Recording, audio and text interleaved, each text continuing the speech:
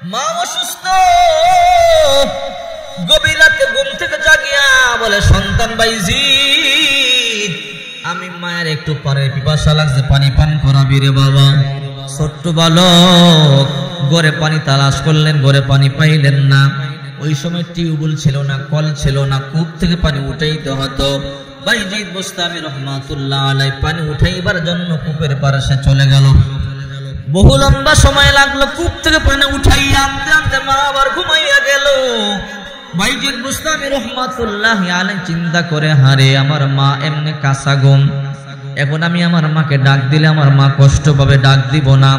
পানি নিয়ে মায়ের মাথার কাছে দাঁড়াইয়ে থাকবো, মা যখন আমার ঘুম ভাঙবে মা পানি পান করবে। ছোট্ট বালক মাকে কত ভালোবাসে, মাকে কত মোহাব্বত করে। পানির গ্লাস নিয়ে মায়ের মাথার কাছে দাঁড়াইয়া রইল।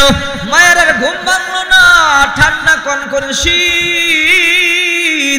বাইজিদ বুস্তামি রহমাতুল্লাহি আলাইহি সারা রাত দাঁড়াইয়া রইল। ফজরের আজান হয়ে গেল, মায়ের ঘুম ভাঙলো। ঘুম থেকে জায়গা দেখে কলিজার টুকরা সন্তান পানি নিয়ে দাঁড়াইয়া কাঁপতেছে। মায় বলো, কিরে সন্তান আমার, সেই মধ্যরাতে পানি চাইলাম দিতে পারলা না, পানি আনবার জন্য কূপের পাশে গেলা। রে সন্তান আমার, পানি আনিয়া কি আর ঘুমাও নাই? বলে, মা না, ঘুমাই নাই। রে সন্তান আমার, পানি নিয়ে দাঁড়াইয়া রইলি? বলে, মা হা। রে সন্তান আমার, তুই এত ভালোবাসা, এত মোহাব্বত করো। সন্তান রে, সারা রাত পানি নিয়ে আমার জন্য দাঁড়াইয়া রইলা। মা আল্লাহ দরবারে হাত রে দোয়া করে, ও আরশের মালিক, আমার সন্তানটা আমার বড় মোহাব্বত করে, আমার বড় ভালোবাসে। পানি গ্লাস নিয়ে সারা রাত দাঁড়াইয়া রইল। আল্লাহ, আল্লাহ আমার সন্তানকে ওলি বানাইয়া দাও, মুস্তাজাবুদ দাওয়া বানাইয়া দাও। মা দোয়া করেছে, আল্লাহ তাআলা এত বড় ওলি বানাইছে বাইজিদ, এখন আল্লাহর কাছে যা দোয়া করে তাই কবুল হয়ে যায়। মায়ের দোয়ার এমন পাওয়ার, বাবা মা দোয়া করতে দেরি হয়, আল্লাহ কবুল করতে দেরি করে না। সুবহানাল্লাহ বলেন। ভালো করে মনে রাখবেন, বাইজিদ বুস্তামি রহমাতুল্লাহি আলাইহি হজ করবার জন্য বাইতুল্লাহ শরীফে গেলেন। অনেক লম্বা সময় ধরিয়া হজ করলেন। হজ করবার পরে মনে মনে চিন্তা করে, আহারে আমি তো বাড়িতে চলে যাব, কিন্তু আমি তো জানি না আমার হজ আল্লাহ তাআলা কবুল করেছে কিনা। আমি একটু আল্লাহ দরবারে জানিয়া নেই, আল্লাহ পাক রব্বুল আলামিন আমার হজটা কবুল করছে কিনা। বাইজিদ বুস্তামি রাহমাতুল্লাহি আলাইহি বাইতুল্লাহর সামনে গিয়ে 2 রাকাত নামাজ পড়লেন। সিজদার মধ্যে গিয়ে বলে, আল্লাহ বড় কষ্ট করিয়া হজ পালন করলাম গো আল্লাহ, জানি না হজটা কবুল হয়েছে কিনা। মালিক গো, হজের মৌসুম শেষ হয়ে গেল, সবাই যারা যার বাড়িতে চলিয়া যাইতেছে। ওগো আল্লাহ, আমার হজ কবুল হয়েছে কিনা আমি তো জানি না। আল্লাহ দয়া করে আমার বলিয়া দো হজটা কবুল হয়েছে কিনা। আল্লাহ দরবারে কান্না শুরু করে দিল। বাইজিদ বুস্তামি তো মুস্তাজাবুদ দাওয়া। আল্লাহ বলে, রে বাইজিদ মাথা উঠাও। বাইজিদ বুস্তামি রহমাতুল্লাহ আলাইহি মাথা উঠাইলেন। আল্লাহ বলে, রে বাইজিদ তোমার আমি বলিয়া দিব, এই বছর যারা হজ করেছে তাদের হজ আমি কবুল করেছি কিনা, তোমার হজ আমি কবুল করেছি কিনা। বাইজিদ বুস্তামি রাহমাতুল্লাহি আলাইহি বলে, আল্লাহ এই বছর যত মানুষ হজ করেছে কার কার হজ কবুল করেছে একটু আমি জানতে চাই, কার কার হজ কবুল করে না তাও জানতে চাই, আমার হজ কবুল করছো কিনা তাও জানতে চাই। আল্লাহ পাক রব্বুল আলামিন বলে, রে বাইজিদ বানা করিয়ে শুনিয়া লও, আমি আল্লাহ তোমার হজ কবুল করছি। সুবহানাল্লাহ বলেন। রে বাইজিদ, শুধু তোমার হজ কবুল করছি তা নয়, এই বছর যতগুলো মানুষ হজ করেছে সবার হজ কবুল করেছি, কিন্তু এমন একটা আমার বান্দা আছে রে বাইজিদ, তার হজ আমি কবুল করি নাই। বলে, আল্লাহ কি বলেন? বলে, হ্যাঁ, তার এক হাত নাই, এক পাও নাই, সে প্রতিবন্ধী, তার এক হাত নাই, এক পাও নাই। রে বাইজিদ, তার হজ আমি কবুল করি নাই, অথচ সে সবচেয়ে কষ্ট করিয়া হজ পালন করছে, তার এক হাত নাই, এক পা নাই। তারপর বাইতুল্লাহ তাওয়াফ করেছে, সাফা মারওয়া সাই করেছে, মিনা মুজদালিফার মধ্যে হাজিরা দিয়েছে। এরপর আমি আল্লাহ তার দোয়া কবুল করি নাই, তার হজ কবুল করি নাই। বাইজিদ বুস্তামি রাহমাতুল্লাহি আলাইহি বলে, আল্লাহ তার নাম কি, তার কি পরিচয়? বলে, তার নাম হারুন। তার সাথে আল্লাহ আমি তারা চিনব কেমনে? বলে, রে বাইজিদ, তার এক হাত নাই, এক পাও নাই, দেখলেই চিনবা। বলে, আল্লাহ তার হজ কেন কবুল করো নাই?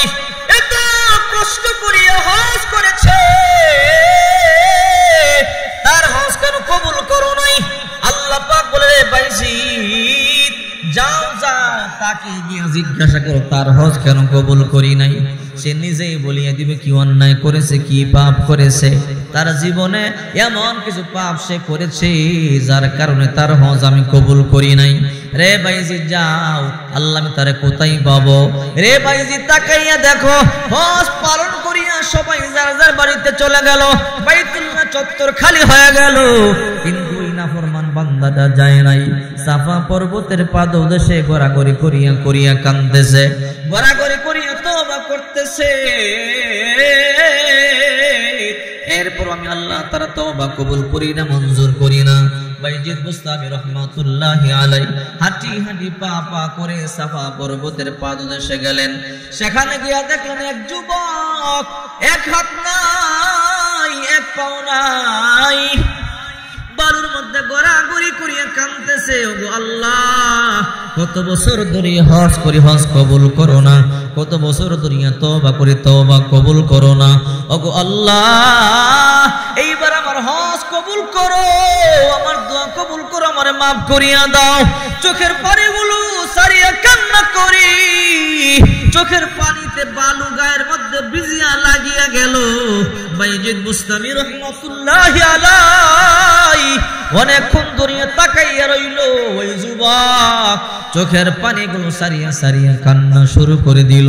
বাইজিদ বুস্তামি রহমাতুল্লাহি আলাইহি তার কাছে গেলেন, তার পিঠের মধ্যে হাত দিয়ে বলে, রে আল্লাহর বান্দা হারুন, কান্না বন্ধ কর। রে হারুন, আর কান্না করিস না। যখন নাম বললো, ওই আল্লাহর বান্দা অবাক হয়ে গেল, কে আপনি? আমার নাম আপনি কেমনে জানেন? বলে, শুধু তোমার নাম জানি তা নয়, আল্লাহ তাআলা যে তোমার হজ কবুল করে না, ওই সংবাদ পর্যন্ত আমি বাইজিদ বুস্তামি রহমাতুল্লাহ আলাইহির কাছে আছে। আল্লাহু আকবার। এইবার ওই আল্লাহর বান্দা এক হাত নাই, এক পাও নাই। বলো, রে আল্লাহর বান্দা, কি আপনি, আপনার কি পরিচয়? বলে, আমার নাম বাইজিদ বুস্তামি। আপনি আল্লাহর ওলি বাইজিদ বুস্তামি? বলে, হ্যাঁ। নিশ্চয়ই আগে আমার সন্দেহ ছিল আপনি আল্লাহর ওলি হবেন, নতুবা আমার গোপন খবর আপনি কেমনে জানেন? আমার হজ কবুল হয় না, আমার দোয়া কবুল হয় না, আমি যে এত বছর ধরে হজ করি, কোনদিন আমার হজ কবুল হয় না, এই গোপন কথা তো আল্লাহ তাআলা ছাড়া আর কেউ জানে না। আপনি কেমনে জানলেন? নিশ্চয় আল্লাহ তাআলা আপনারা জানাইছে। বলে, হ্যাঁ হ্যাঁ, আল্লাহর কাছে দোয়া করেছিলাম, আল্লাহ এই বছর যত মানুষ হজ করেছে, কার কার হজ কবুল করেছো আর কার কার হজ কবুল করো নাই, আল্লাহ তাআলা বলেছে, রে বাইজিদ, তোমার হজ কবুল করেছি, যারা হজ করেছে সবার হজ আমি কবুল করেছি, কিন্তু একটা নাফরমান বান্দা আছে রে, এক হাত নাই, এক পা নাই, মাটির মধ্যে গড়াগড়ি করে কান্দে, তার হজ আমি কবুল করি নাই। আমি বললাম, ওগো মালিক, তার হজ কেন কবুল করো নাই? আল্লাহ বলে, রে বাইজিদ, তার কাছে গিয়া জিজ্ঞাসা কর, সে নিজেই বলে দিবে কেন তার হজ কবুল করি নাই। ওরে হারুন, জীবনে এমন কি পাপ তুমি করেছো যার কারণে আল্লাহ হজ কবুল করে নাই? কত সুদখোরকে আল্লাহ তাআলা মাফ করে দিয়েছে, কত জিনাকারকে আল্লাহ তাআলা মাফ করিয়া দিয়েছে, কত ডাকাতকে আল্লাহ তাআলা মাফ করিয়া দিয়েছে, কত বদমাশকে আল্লাহ তাআলা মাফ করিয়া দিয়েছে, কত মিথ্যাবাদীকে আল্লাহ মাফ করিয়া দিয়েছে, কত চুগলখোরকে আল্লাহ তাআলা মাফ করিয়া দিয়েছে। রে হারুন, এমন কি গুনাহ করেছো, এমন কি অন্যায় করেছো যার কারণে আল্লাহ তাআলা তোমার গুনাহগুলোকে মাফ করে নাই? এইবার হারুন চোখের পানিগুলো সারিয়া কান্না করে বলে, বাইজিদ, আমার জীবনে এমন একটা পাপ আমি করেছি, আমার জীবনে এমন একটা অন্যায় আমি করেছি যার কারণে আল্লাহ তাআলা আমার গুনাহগুলোকে মাফ করতেছে না। এত বছর দরিয়া বাইতুল্লাহর গিলাফ দরিয়া দরিয়া কান্না করি, আমি হজ করি, তারপর হজ আমার কবুল হয় না, বাইতুল্লাহর গিলাফ দরিয়া কান্না করি, তারপর কান্না কবুল হয় না, আমি আমার জীবনে একটা পাপ করেছি, এজন্য আমার দোয়া কবুল হয় না। কি পাপ করেছ সে কথাটাই তো জানতে চাই। আমার জীবনে একটা পাপ করেছি, আল্লাহর ওলি বাইজিদ, আমার মায়ের আমি একমাত্র সন্তান, আমার মা বড় কষ্ট করে আমাকে জন্ম দিয়েছে, আমার মা আমার বড় জীবন থেকে বেশি ভালোবাসতো, আমার বাবা দুনিয়া থেকে চলিয়া যায়, আমার মা দেখতে বড় সুন্দরী ছিল, আমার মায়ের বয়স তখন কম ছিল, আমার বাবার ইন্তেকাল হয়ে গেল। আমার নানা আমার নানিরা আয়েশা বলে তোর দ্বিতীয় বিবাহ দিব। আমার মা বলেন আমি দ্বিতীয় বিবাহ করব না। বলে কেন করবি না? বলে আমি যদি দ্বিতীয় বিবাহ করি আমার একমাত্র সন্তান তার কি হবে? না না, আমি যদি বিয়ে করে চলিয়া যাই আমার সন্তানটার বাবা নাই, আমিও যদি চলিয়া যাই আমার সন্তানকে কে দেখবে? না না, আমি দ্বিতীয় বিবাহ করব না। ওগো আল্লাহর ওলি বাইজিদ, আমার মা দ্বিতীয় বিবাহ করে নাই। আমার দিকে তাকাইয়া আমার মা তার জীবন থেকে আমার বেশি ভালোবাসতো। আমার মা আমার লালন পালন করেছে, মানুষের বাড়িতে কাজ করিয়া করিয়া আমার মা আমারে বড় করেছে। আমি যখন আস্তে আস্তে বড় হয়ে গেলাম আমার মা আমার বড় আদর করে, আমার মা না খাই আমারে খাওয়ায়। আমার মা ভালো একটা কাপড় পরে না, আমার মা আমারে ভালো ভালো কাপড় পরায়। হঠাৎ করে আমি যখন বড় হয়ে গেলাম আমার মা একদিন হঠাৎ করে আমাকে ডাকিয়া বলে রে কলিজার টুকরা সন্তান আমার, আমি বৃদ্ধ হয়ে গেলাম, কোন দিন জানি মরিয়া যায় বলতে পারি না। রে সন্তান আমার একটা বিবাহ কর, আমি তোর বউকে দেখতে চাই, একটা নাতিপতির মুখ দেখলে আমার কলিজা ঠান্ডা হবে, তুই একটা বিবাহ কর। এই কথা বলবার পরে আমি বললাম মা তুমি টেনশন করবা না, দেখবা ইতিমধ্যে আমি একটা বিবাহ করে নিব। ওগো আল্লাহর ওলি বাইজিদ, আমি একটা বিবাহ করলাম আমার পছন্দ মতো। আমি যেখানে লেখাপড়া করি একটা বান্ধবীর বিবাহ করলাম। বিবাহ করার পরে আমি আমার বান্ধবীকে বাড়িতে নিয়ে আসলাম। আমি আমার মাকে বললাম মা আমি বিবাহ করেছি। আমার মা বড় খুশি হয়েছে, সন্তান বড় খুশি হইলাম বিয়ে করেছ। কারণ কোন দিন মরিয়া যাই বলতে পারি না, একটা নাতিপুতির মুখ দেখলে বড় খুশি হব। ও আল্লাহর ওলি বাইজিদ, কিন্তু আমার মাকে আমার বিবি দেখতে পারে না। আমি সকালবেলা কাজের জন্য অফিসে চলিয়া যাই, সন্ধ্যাবেলা বাড়িতে ফিরি, আমার বিবি কানে কানে গিয়া কান পরা দেয় স্বামী আমার আপনার মায়ের জন্য আমি সহ্য করতে পারি না, সারাদিন আপনার মা গেন গেন গেন গেন করে আমার সাথে ঝগড়া করে। আমি দৌড়াইয়া গিয়ে বললাম মা তুমি আমার বিবির সাথে কেন ঝগড়া করো? আমার মা বলল বাবা রে আমি ঝগড়া করি না, বিবি ইচ্ছা করিয়া ঝগড়া করে। বললাম মা সাবধানে ঝগড়া করবা না, ঝগড়া করলে কিন্তু ভালো হবে না। অফিসে চলে গেলাম, আবার আমি যখন কাজ থেকে বাড়িতে আসলাম, আসার পরে আমার বিবি দৌড়াইয়া গিয়ে বলল রে স্বামী আমার আপনার মা তো ঝগড়া করেছে, আপনার মায়ের জন্য আমি সহ্য করতে পারি না, আপনার মাকে ঘর থেকে বাহির করিয়া দেন, আপনার মা ঘরে থাকলে আমরা আনন্দ করতে পারবো না, ফুর্তি করতে পারবো না। আমি গিয়ে বললাম মা আজকেও নাকি আমার বিবির সাথে ঝগড়া করেছ? বলে সন্তান না, তোর বিবি ঝগড়া করেছে আমার সাথে ইচ্ছা করিয়া, আমি ঝগড়া করি নাই। বললাম মা সাবধান, যদি এমন করো ঘর থেকে বাহির করিয়া দিব, কারণ আমরা তোমার জন্য আনন্দ করতে পারি না, ফুর্তি করতে পারি না, ঘরের দুইটাই দিকে বিবির মন খারাপ, আনন্দ করতে পারি না।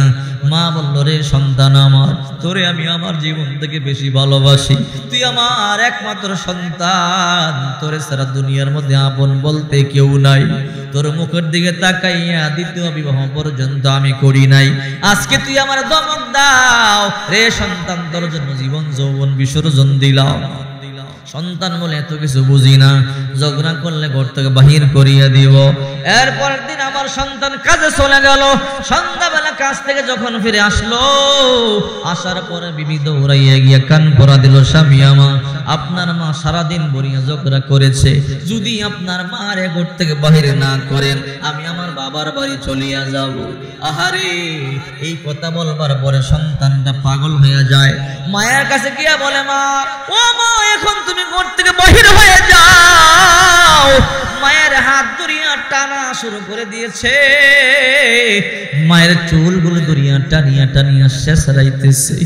মা বলে সন্তান আমি বৃদ্ধ মানুষ, আমার চুল সারিয়ে দে, আমি বড় ব্যথা পাই। সন্তান বলে রে বুড়ি তোরে না বললাম বাড়ি থেকে বাহির হয়ে যাবি, কেন বের হও নাই? মা বলে রে সন্তান আমার এই দুনিয়াতে, এই বাড়ি ছাড়া আমার দুনিয়াতে আপন বলতে কেউ নাই, এই দুনিয়াতে আমার মা নাই, এই দুনিয়াতে আমার বাবা নাই, আমি বৃদ্ধা মা, এই বয়সে কই যাব? সন্তান কাজে চলিয়া যায় আর বলিয়া যায়, বুড়ি রে যদি আবার আজকে আইসা সন্ধ্যাবেলা ঘরে দেখি তাহলে কিন্তু একদম মারিয়া ফেলবো। সন্তান কাজে চলে গেল, মা সারাদিন কান্নাকাটি করে, জানি না সন্তান আজকে এসে কেমন মারা মারে। মা পানি পর্যন্ত পান করলো না, সারাদিন মাথা নিচু করিয়া মা চোখের পানি ছাড়িয়া কান্না করেছে।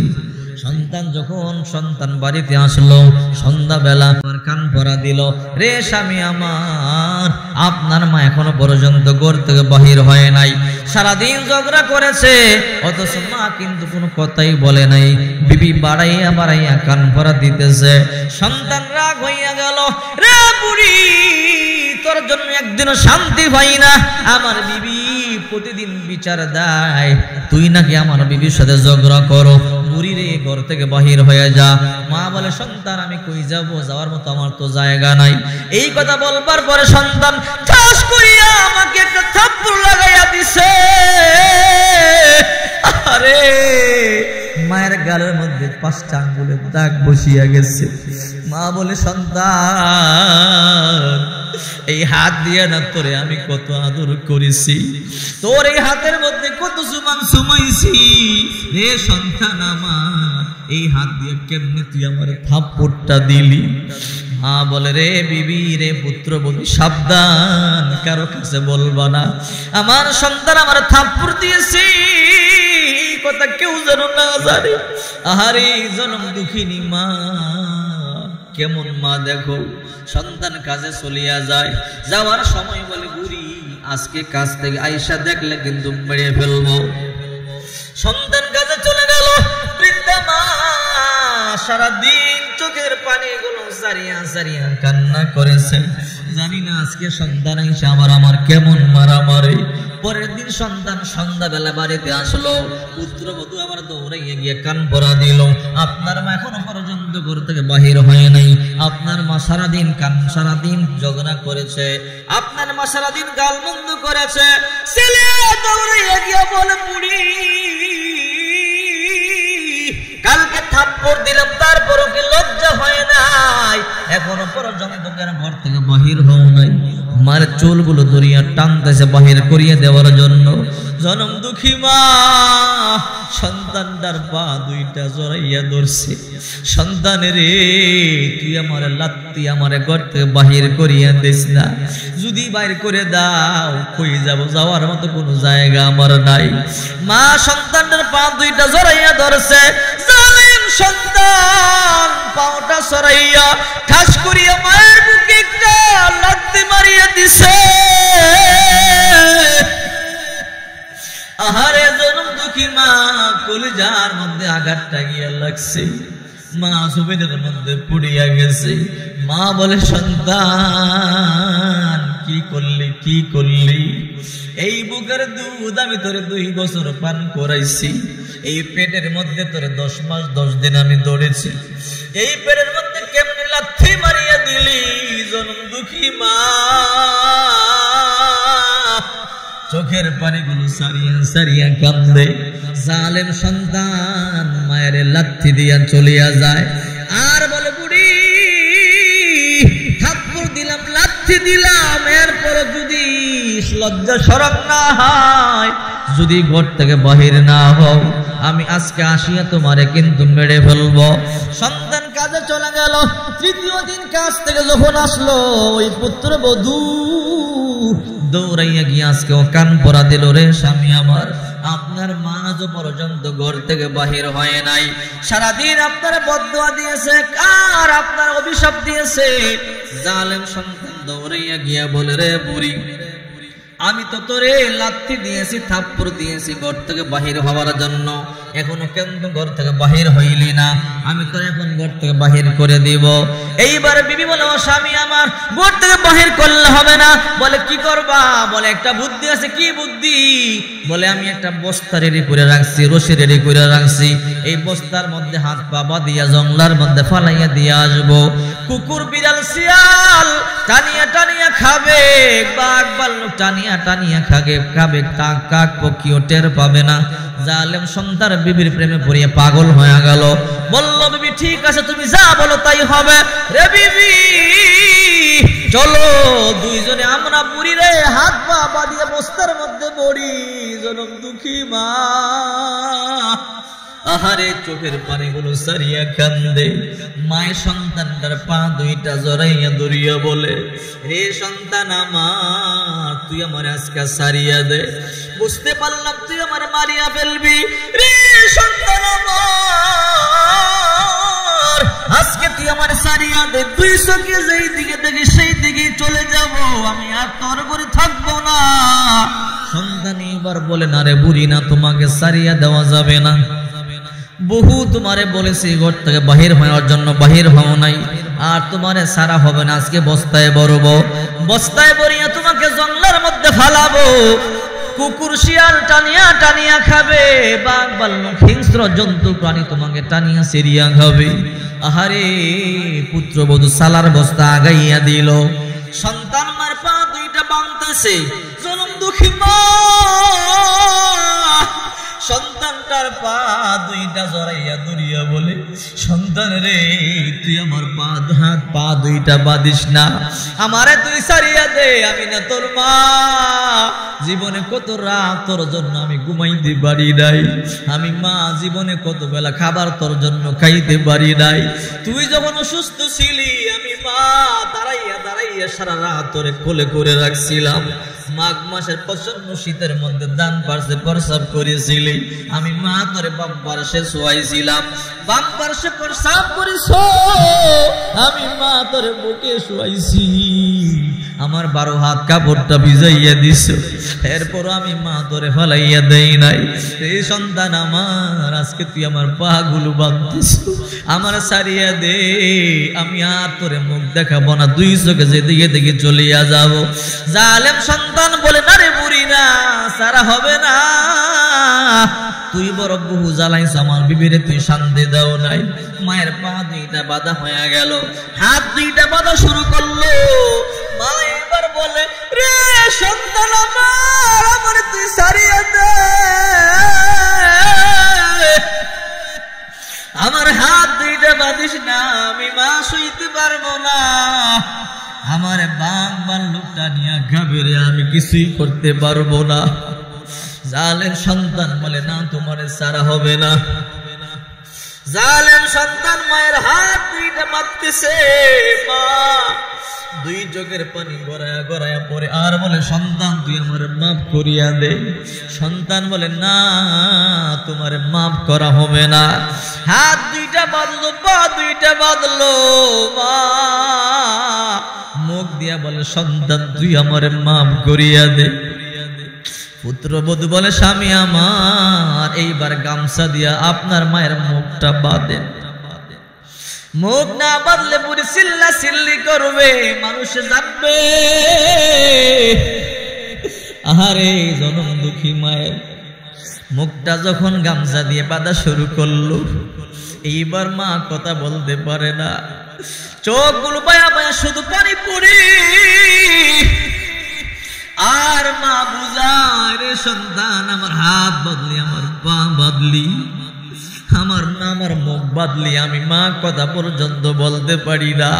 মা চোখের পানি গুলো সারিয়া সারিয়া কান্দে। জালেম সন্তান মায়ের মুখ বাঁধিয়ে হাত পা বাঁধিয়ে বস্তার মধ্যে বলল। বস্তার মধ্যে পড়ার পরই মা তার পা দুইটা যতই জড়াইয়া ধরছিল, জালেম সন্তান মায়ের মাফ করে নাই। বস্তার মধ্যে পড়িয়া জালেম সন্তান বস্তায় পড়িয়া দুইজনে মিলিয়া বিবি আর স্বামী আহারে জনম থেকে মারে টানিয়া টানিয়া জঙ্গলার মধ্যে নিয়ে গেল। জঙ্গলার মধ্যে নিয়ে ফালাইয়া দিয়ে চলে আসলো। স্বামী আর বিবি বড় আনন্দ করে, বড় ফুর্তি করে ওই দিকে মায়ের শিয়াল কুকুর বিড়াল টানিয়া টানিয়া খায়, আর এই দিকে জালেম সন্তান বিবিরে নিয়ে ফুর্তি করে আনন্দ করে। সারা রাত আনন্দ করবার পরে সকাল বেলা মনে মনে চিন্তা করে, ওই যে বুড়িকে রাত্রে বেলা জঙ্গলায় ফেলাই আসলাম, দেখে আসে কি অবস্থায়। ওই সন্তানটা দৌড়াইয়া গেল, জঙ্গলার মধ্যে আগের জায়গায় গেল, আগের জায়গায় গিয়া দেখে জনম দুঃখী মা আগের জায়গার মধ্যে নাই, শুধু রক্ত দেখা যায়, গোশত নাই, খালি হাড্ডিগুলো দেখা যায়, মাথার খুলি দেখা যায়, বুঝতে বাকি নাই জঙ্গলার কুকুর বিড়াল মায়ের টানিয়া সিরিয়া খাইছে, জঙ্গলার সিংহ বাঘ মায়ের টানিয়া টানিয়া খাইছে রে। জালেম সন্তান যখন বাড়িতে চলে আসছে, পরের দিন যখন জালেম সন্তান ঘুম থেকে জাগলো, হঠাৎ করে তাকাইয়া দেখে ডান হাতের শাহাদাত আঙ্গুলে একটা ফোঁড়া উঠেছে। ওই ফোঁড়া পচন শুরু করেছে, দুর্গন্ধ আর পোকা বিল বিল বিল বিল শুরু করে দিল। ওই জালেম সন্তানটার হাত কড়ি পর্যন্ত পচে গেল, দুর্গন্ধ কোথাও যায় না, গন্ধ মানুষের কাছে আসে না। ডাক্তারের কাছে গিয়া বলে, ডাক্তার আমার হাত কেন পচিয়ে গেল, দেখেন তো চিকিৎসা করেন। ডাক্তার বলে, এমন রক্ত জীবনে দেখি নাই। ডাক্তার পরীক্ষা করিয়া বলে, রে ভাই তোমার হাত ভালো হবে না, তাড়াতাড়ি হাত কনি পর্যন্ত গুড়া থেকে কাটিয়া ফালাইয়া দাও। হাত কাটিয়া না ফালাইলে তোমার পুরা দেহ পচিয়া যাবে, তুমি মরিয়া যাইবা। হাত কাটিয়া ফালাইয়া দিল। জালেম সন্তান মনে মনে চিন্তা করে, আহারে এই হাত দিয়ে আমার মাকে আমি থাপ্পড় দিয়েছিলাম, এই জন্য আজকে আমার হাত পচিয়া গেল। কিছুদিন পরে হঠাৎ করিয়ে পায়ের মধ্যে আমার ফোঁড়া উঠছে, আবার পা পছন্দ ধরেছে, পায়ের কণ্ঠনালী পর্যন্ত পচিয়া গেল, দুর্গন্ধ পোকায় বিল বিল বিল বিল করে, মানুষেরা কাছে আসে না, দুর্গন্ধ। ডাক্তারকে গিয়ে বলে, ডাক্তার আমার পায়ের চিকিৎসা করেন। ডাক্তার পরীক্ষা করিয়া বলে, এই রোগের চিকিৎসা আমাদের কাছে নাই, তোমার পাও তো পচিয়া গেছে, যদি তাড়াতাড়ি পাও না কাটো তোমার পা পুরা পা পচিয়া যাবে, পুরা দেহ পচিয়া যাবে। বলল ডাক্তার, তাড়াতাড়ি আমার কাটিয়া ফালাইয়া দেন। পা কাটিয়া ফালাইয়া দিল, এক হাত নাই, এক পাও নাই। এবার চিন্তা করে, আমার পা পছন্দ হলো, কারণ এই পা দিয়ে আমি আমার মায়ের লাথি দিছিলাম, এই হাত দিয়ে আমি আমার মায়ের থাপ্পড় দিয়েছিলাম, এই জন্য আমার হাত পচিয়া গেল, আমার পা পচিয়া গেল, এক হাত নাই, এক পাও নাই। এইবার বিবি বলে, ও স্বামী আমার, আপনি আতুরা ভেঙ্গুরা লুলা, আপনার এক হাত নাই, এক পাও নাই, আপনার সাথে সংসার করব না। এবার ভালো হয়েছে, ঠিক কিনা জোরে বলেন? যে বিবির জন্য এত কিছু করলো, এখন বিপদে পড়ছে। বিবি কয়, আমি আপনার সংসার করব না, লাথি মারিয়ে ফালাইয়া দিয়ে চলে গেল, অন্য জায়গায় বিয়ে বসবো, আপনার মতো আতুরার সংসার আমি করব না, চলে গেল। আহার একা একা ঘরের মধ্যে চিল্লায়া চিল্লায়া কান্দে। এলাকার লোকেরা বলে, অভিশপ্ত সন্তান, তুই বড় পাপী, তুই এলাকার মধ্যে থাকলে এলাকায় গজব নাজিল হবে, তোকে আমার এলাকায় থাকতে দিব না। তুই তোর মাকে বস্তার মধ্যে ভরিয়া জঙ্গলায় ফালাইছো, আমরা তোরে বস্তার মধ্যে ভরিয়া সমুদ্রের মধ্যে ফালাইয়া দিব। এইবার বলে, ও বাইজিদ, আমি তখন এলাকার লোকদেরকে বললাম, ওই এলাকার লোকেরা, আপনারা আমার জীবনটা ভিক্ষা দেন, আমার যত সম্পদ আছে সব সম্পদ আপনারা নিয়ে নেন, এরপরও আপনারা আমাকে সমুদ্রের মধ্যে ফালাইয়া দিয়েন না, আমার সব সম্পদ আপনারা নিয়ে নেন, আর আমার আপনারা বাইতুল্লাহ চত্বরে ফালাইয়া দিয়ে আসেন। আমি বড় পাপী, আমার জীবনে আমি বড় অন্যায় করেছি, পাপ করেছি, আমি বাইতুল্লাহ চত্বরে আমার ফালাইয়া দিয়ে আসেন। যতদিন বেঁচে থাকবো কাবার গিলাপ দরিয়া দরিয়া তওবা করব, কোনদিন নি আমার আল্লাহ তাআলা আমারে মাফ করে। ওগো আল্লাহর ওলি বাইজিদ, ওই দিন থেকে এত বছর আমার বাইতুল্লাহ চত্বরে ফালাইয়া গেছে, আমি বাইতুল্লাহর গিলাপ দরিয়া দরিয়া কান্দি, আল্লাহ তাআলা আমার দোয়া কবুল করে না।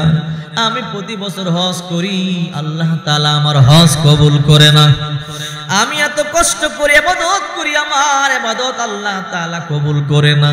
বাইজিদ বুস্তামি তার কথা শুনিয়া চোখের পানিগুলো সারিয়া কান্না শুরু করে দিল। বাইজিদ বুস্তামি আল্লাহ দরবারে হাত তুলে বলে, মালিক দেখো কাবা চত্বর খালি হয়ে গেছে, তোমার একটা বান্দা বান্দিও কাবা চত্বরে নাই, সবাই যার যার দেশে চলে গেল। ও আল্লাহ আমিও যাব চলিয়া, আল্লাহ গো কিন্তু তার একলা একলা আমি কেমনে রাইখা যাই, আমার তো মায়া লাগে। আল্লাহ তুমি তারে মাফ করিয়া দাও, আল্লাহ তুমি তার গুনাহগুলো মাফ করিয়া দাও। আল্লাহ তাআলা বলে রে বাইজিদ যত দোয়া করেছ সব কবুল করেছি, তার পক্ষে দোয়া করবি না, যদি তার পক্ষে আরেকবার দোয়া করো আমি আল্লাহ তোর নামটা ওলির দফতর থেকে কাটিয়ে দিব। আল্লাহু আকবার বলেন। বাইজিদ বলে আল্লাহ এমন কঠিন কেন হইলেন? বাইজিদ রে এই জালেম তার মাকে যখন হাত পা গুলো বাঁধে, মা তার পা দুইটা দরিয়া কত জীবন ভিক্ষা চাইছে, কিন্তু জালেম জীবন ভিক্ষাও মায়ের দেয় নাই। ওই দৃশ্য বাইজিদ তুই দেখোস নাই, আমি আল্লাহ দেখেছি রে বাইজিদ, এই জালেমরা আমি মাফ করব না। চিন্তা করে দেখেন, এই জন্য আব্বা আমার কষ্ট দেওয়া যাবে না। রাসূল করিম সাল্লাল্লাহু আলাইহি ওয়াসাল্লাম বলেন সালাসু দাওয়াতিন মুস্তাজাবাতুন লা শাক্কা ফিহিন্না, তিন ব্যক্তির দোয়া আল্লাহর দরবারে কবুল হয়, কোনো সন্দেহ নাই, পর্দা থাকে না। এক নাম্বার দাওয়াতুল ওয়ালিদি, দুই নাম্বার পিতামাতার দোয়া, ওয়া দাওয়াতুল মুসাফির, দুই নাম্বার মুসাফিরের দোয়া, তিন নাম্বার ওয়া দাওয়াতুল মাজলুমি, মাজলুমের দোয়া। এই তিন ব্যক্তি দোয়া করতে দেরি হয়, আল্লাহ তাআলা কবুল করতে দেরি করে না। আপনার মা বাবা অশিক্ষিত হতে পারে, গণ্য মূর্খ হতে পারে, দুর্বল হতে পারে, কিন্তু আপনার এই মায়ের পায়ের নিচে আল্লাহ জান্নাত রেখে দিয়েছে, ঠিক কি না?